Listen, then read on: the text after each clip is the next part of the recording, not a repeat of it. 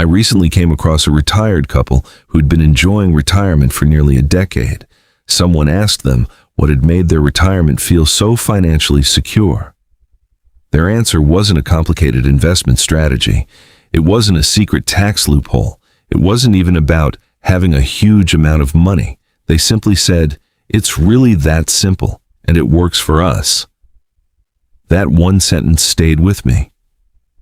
Because the more I looked at retirees who weren't just financially comfortable, but genuinely at peace with their money, the more I realized they kept saying the same thing in different ways. They weren't obsessed with beating the stock market. They weren't constantly checking their investment accounts. And they weren't living in fear of running out of money. Instead, they had built simple habits that quietly protected their retirement year after year. So I started paying closer attention. I read their stories, I listened to their experiences, and I noticed 7 habits that kept showing up over and over again. None of them required a finance degree. None of them depended on perfect timing in the market. In fact, most people could start applying them today, and the first one has almost nothing to do with investing. It has everything to do with something many people never think about until it's too late. Let's start there. 1. They solved a problem most people don't even see coming. Here's something that almost never comes up in retirement planning conversations. Not your investment mix, not your withdrawal rate, not even your health insurance. It's your kids. One retiree said it plainly. The best thing you can do to prepare for retirement is to make sure your children are self-reliant. This takes effort, but it is so worth the time to teach them. Now I want you to sit with that for a second, because most people plan their retirement around numbers, how much they've saved, what the market might do, whether their pension covers the basics. But they don't plan for the phone call, the one where an adult child is in trouble, job loss, a bad relationship, medical bills, and they need help. And you say yes because of course you do. You're their parent, and just like that, retirement changes shape. Successful retirees aren't cold people. They're not selfish, but they took the long view on parenting. They invested time, real time, in teaching their children how to handle money, how to work through problems, how to stand on their own. That parenting investment doesn't show up in any retirement calculator, but it pays off in one of the most important ways possible. You retire, and you stay retired. Not because you don't love your children, because you prepared them well enough that they don't need rescuing. 2. They stopped treating their money like one big pile. Think about how most people manage money in retirement.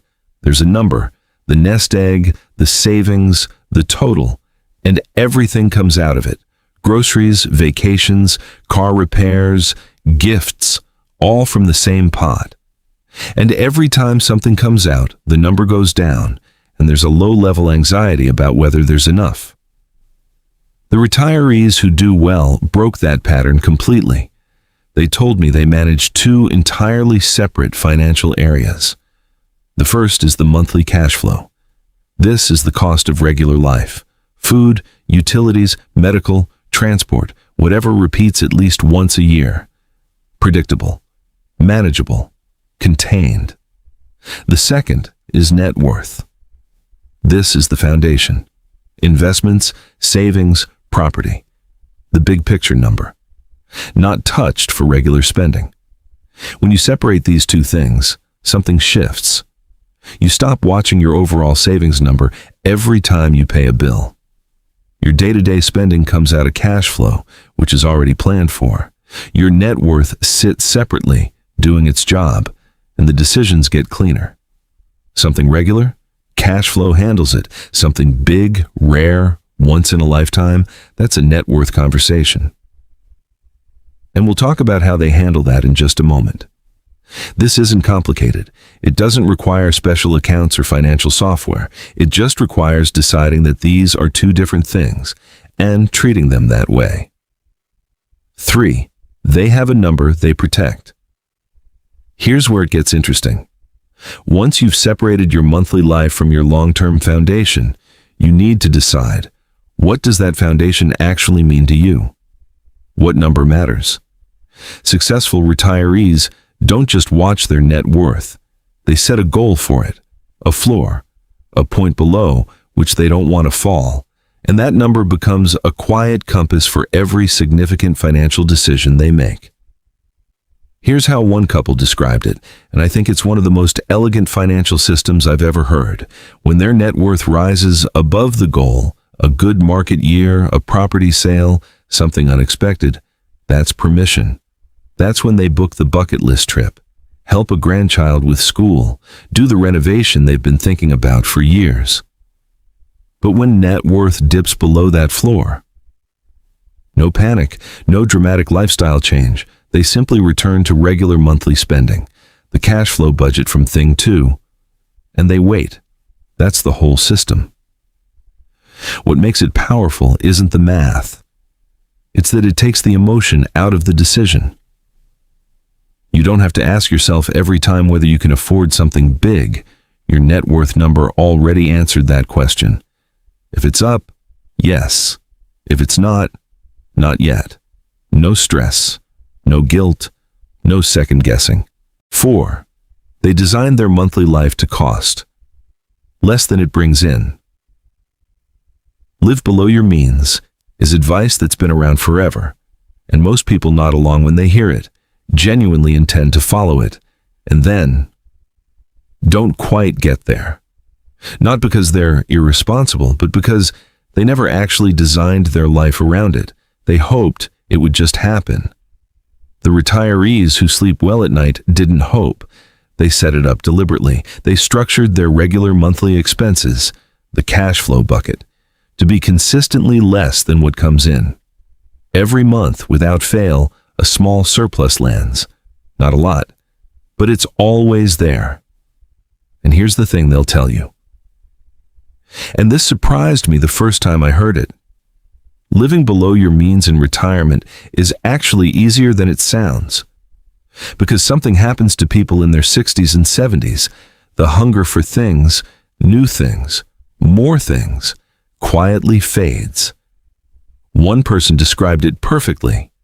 Usually, if I wanted something, I bought it 10 years ago and still have it. You're not starting over. You already have the couch, the car, the kitchen tools, and the wardrobe. You're not accumulating anymore. You're just living. So the sacrifice that younger people imagine, cutting back, going without, isn't really what happens. What actually happens is that your wants naturally align with your means. And that alignment, when you've planned for it, creates a feeling that's hard to put into words. It's just calm. 5. They let go of guilt. About enjoying what they earned. This one is quieter than the others, but it might be the most important. A lot of retirees carry a weight that nobody talks about. It's not debt. It's not a bad investment. It's guilt. Guilt about spending money that could go to the kids. Guilt about enjoying life while others struggle. Guilt about using up savings instead of leaving it behind. And that guilt, unchecked, becomes a kind of invisible tax on retirement. It stops people from taking the trip, from redoing the bedroom, from just going out to a nice dinner without a second thought. The genuinely happy retirees made a quiet peace with something, the furniture they've had for 30 years, the stuff they've accumulated over a lifetime. Their kids probably won't want most of it anyway. One person said it with a smile. Kids won't want that heirloom furniture. Might be sturdy, but it'll be out of style by then. It sounds like a small thing, but the freedom underneath that statement is enormous. It means, I don't need to preserve everything for people who didn't ask me to. I can live in my home. I can enjoy what I have. I can spend on experiences instead of holding on to objects. And that's not selfish. That's honest. The people who thrive in retirement aren't the ones who spent the least. They're the ones who spend without the weight of guilt sitting on every decision. That freedom is available to you too, but you have to choose it. 6. If they share a life, they share the understanding. The couple I mentioned at the start, 9 years retired for him, 3 for her, said something else that stayed with me. They manage, in their words, 2 separate financial areas, together. Not separate accounts, not hidden money. But 2 people who both understand the full picture, both know what the monthly cash flow looks like, both know what the net worth goal is, both know when it's a bucket list year, and when it's a regular spending year. This sounds simple. But in a lot of households, it isn't the reality. What usually happens is that one person carries the financial load, knows every number, tracks everything, makes every major decision. The other person is broadly aware but not really in it. And that seems fine until it isn't, until there's a health crisis, until one person passes away, until the person who handles the money is suddenly not able to, and the other is left holding accounts they don't understand, with no map. Beyond the practicalities, there's something else. When only one partner truly understands the financial picture, spending decisions become one-sided. One person feels the weight, the other feels the restriction without understanding why. That's a slow grind on a relationship. The couples who retire well retire together, not just in location, but in financial understanding. Both people know the system, both people trust it, and when a big decision comes up, it's a conversation, not a negotiation. 7. They made one decision and then protected it. Here's what ties all 6 of those things together. Every single one of them is simple. 2 buckets, a floor number, a monthly surplus, let go of guilt, stay aligned as a couple. None of it requires a financial advisor, a complicated app, or a PhD. But simple doesn't mean easy to keep, because the world is constantly pushing against simple. There's always a new investment strategy that sounds smarter, a new spending opportunity that feels justified, a family situation that creates pressure, a market swing that creates fear. And the retirees who stay financially healthy aren't the ones who never feel that pressure. They're the ones who made their system simple enough that they could hold on to it when everything was pulling them away from it. The couple who described their retirement said it best. It's really that simple, and it works for us. That sentence is the finish line. Not impressive, not sophisticated, not the kind of thing that gets written up in a financial magazine. Just, it works. Every month, year after year. And that, more than any strategy, more than any number, is what actually makes retirement feel like retirement. Not a second job, not a daily stress calculation, just a life you designed that keeps on working because you kept it simple and you didn't let anyone talk you out of it. If your retirement plan right now feels tangled or heavy or hard to explain, that's worth paying attention to. Not because you're doing it wrong, but because the people who are genuinely at ease have almost always found their way to something they can describe in 2 sentences. The goal isn't a perfect system. The goal is a system you'll actually stick to. That's it. That's the whole thing. When I started looking at what financially happy retirees have in common, I expected to find sophisticated strategies. I didn't. I found people who solved a problem most folks ignore, making sure their kids could stand on their own, people who drew a clear line between their everyday spending and their long-term foundation, people who set a number and protected it, who built in a monthly surplus not as a sacrifice, but as a design, who gave themselves permission to actually enjoy what they worked for, who stayed on the same page as the person they share a life with. And through all of it, the single thread was this: they made it simple, and they protected the simplicity. If something in this video landed for you, drop it in the comments.